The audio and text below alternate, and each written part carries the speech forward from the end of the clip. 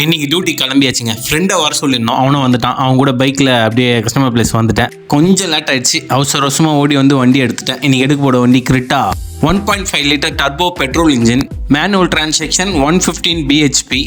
வண்டி ஃபுல்லாக லக்கேஜை ஏற்றிட்டு நம்ம காரைக்குடி கிளம்பிட்டோங்க. Welcome to Abu vlogs. பீஸ்ஃபுல்லாக டியூட்டியை ஸ்டார்ட் பண்ணிட்டு திண்டிவனம், விழுப்புரம், திருச்சி, புதுக்கோட்டை வழியாக தான் போயிட்டு போகிற வழியில் தம்பிக்கு வயிறு ஃபுல்லாக சாப்பாடு போட்டு அப்படியே நானும் ஒரு டீ அடிச்சேங்க.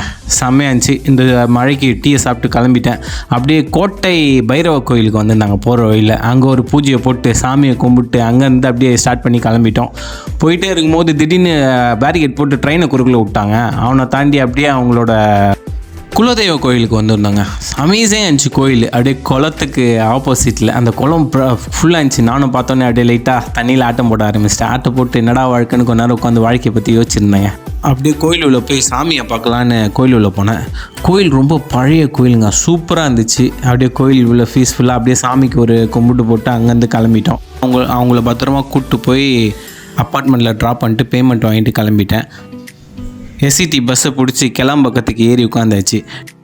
420 ரூபாங்க டிக்கெட். அப்படியே கிளம்பக்கம் வந்ததும் அங்கேருந்து இன்னொரு பஸ்ஸு, அது ஒரு 35 ரூபா டிக்கெட்டு. அங்கேருந்து கிளம்பி கோயம்பேடு வந்தேங்க.